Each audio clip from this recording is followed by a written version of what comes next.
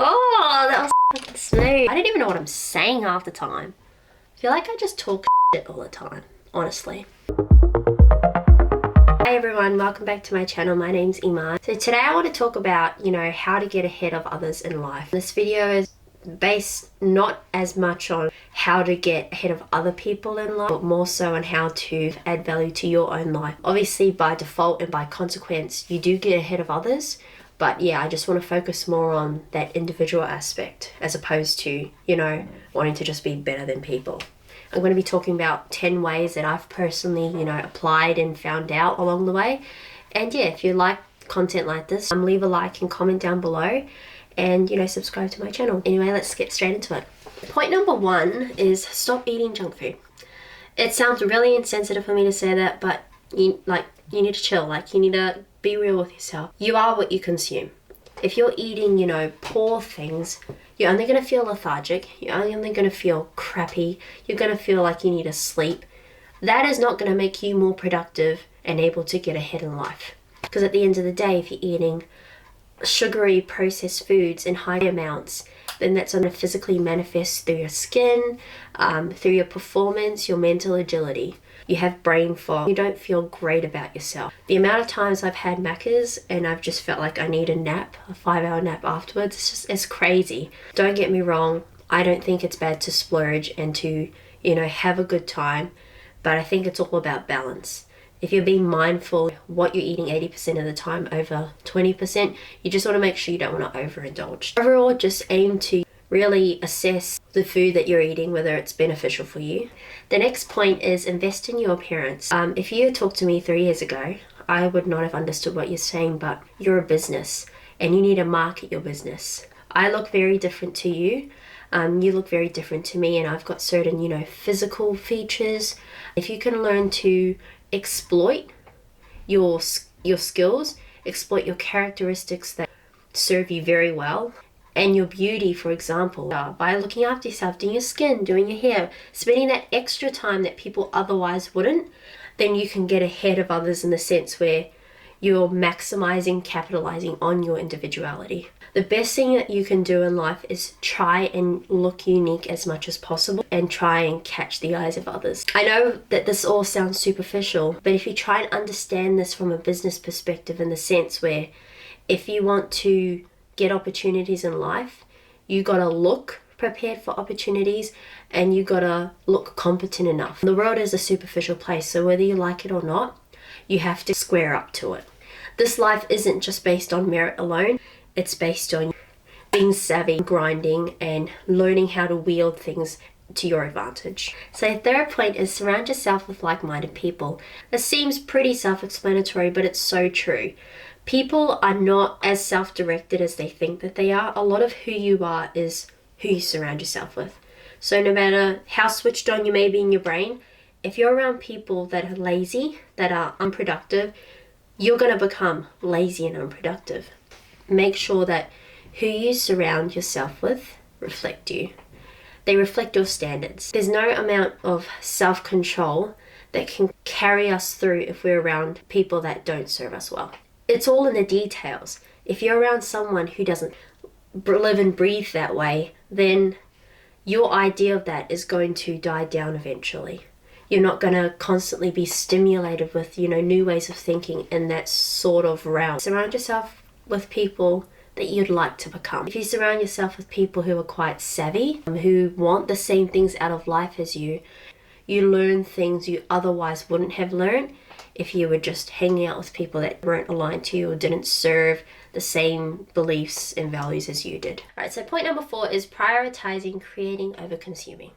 One thing that everyone is kind of guilty of is when they're on their phone and they're scrolling through TikTok or Instagram and they just keep scrolling. These complex algorithms are made to keep us looped. Your favorite creators, the people that you look up to, this is one thing that they're doing that you're not doing, which you need to do. You can watch my content on my channel, you can watch anyone else's content. One factor that's kind of permeating through all of us is the sense that we're creating more than we are consuming. That's a way that you get ahead in life, because you're doing what the general public wouldn't do. Most people these days, all they do is consume.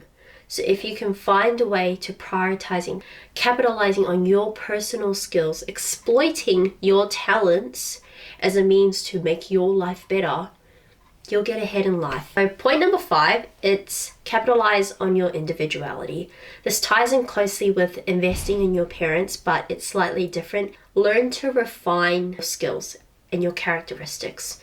Learn to understand what makes you you and what you can use to market yourself and propel yourself into bigger opportunity. Once you're able to, identify what makes you you, you build your competence, and in that you build confidence that, I know what I'm doing, therefore I can do this well and I can do it properly.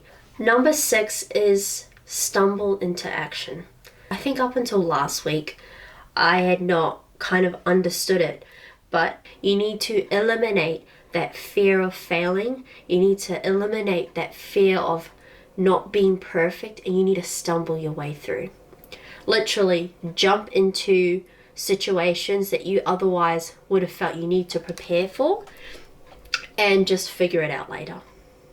Once you can learn to not be in that planning space and you're moving and you're constantly moving, you find that you're in action, you're in motion. Once you get the ball rolling, you find that you pick things up along the way. You learn how to do things a bit better. You learn how to do things a bit faster, and everything kind of falls into place and you figure it out. You may not know what you're doing all the time, but if you can just make that jump, you're already ahead of others in life in that sense.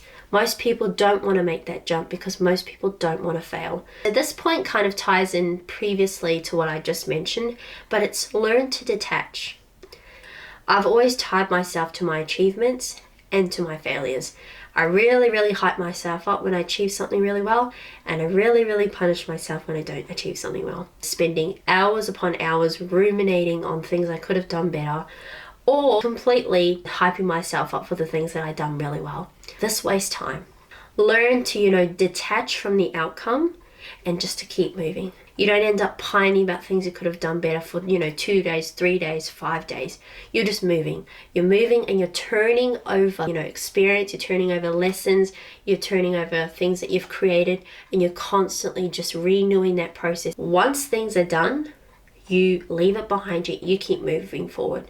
Just learn to build momentum and keep it. Point number 8 is become obsessed with not letting yourself down. Quite often we don't hold ourselves accountable for much because it's us. We don't owe ourselves things all the time. If you can learn to become obsessed with not letting yourself down, you find that you can trust yourself more. If you promise you're going to get up in the morning, do it. The more times that you stick by your word to yourself, you end up feeling more competent as a person, more like you can trust yourself, and that radiates outward, and you become a reliable person. You feel like a reliable person. It's not like a projection. This ultimately strengthens the relationship with yourself, if you think about it, because you're showing up for yourself. You're showing that you care about yourself. You'll do anything for yourself. You're not going to let yourself down. Point number 9 is stop feeling sorry for yourself. This is a bit of a controversial one because no one wants to hear that these days. People are way too sensitive, but it's true. At the end of the day, you've only got yourself, so you have to choose between feeling sorry for yourself and not feeling sorry for yourself in regards to getting ahead in life. You should probably choose to not feel sorry for yourself. You want to be that 1% of people. You have to not feel sorry for yourself. You have to hold yourself in high regard. Be honest when you're not showing up for yourself, when you're falling short of what you know you can achieve, and just not becoming victim to the things that happen to you. If you can learn to get over things really fast and well, and you keep moving forward and you keep propelling and you build that resilience, you will get ahead. And the last thing I want to mention, it's probably a really simple one, but choose good things. Life isn't hard. We have the ability to predict outcomes. If you can make better decisions, whether that means eat better or spend better, or control certain aspects of yourself, or don't surround yourself by this person because they do nothing for you. It's really self-explanatory. You need to make better decisions. If you can make better decisions, your life will inherently be better. Thanks for watching, guys. Make sure to like and subscribe to my channel. Leave a comment down below, please, because like I need someone to comment something so that, you know, I can talk to you guys. But yeah, if you'd like to see more content like this, just let me know. Anyway, I'll see you next time. Thanks. Bye.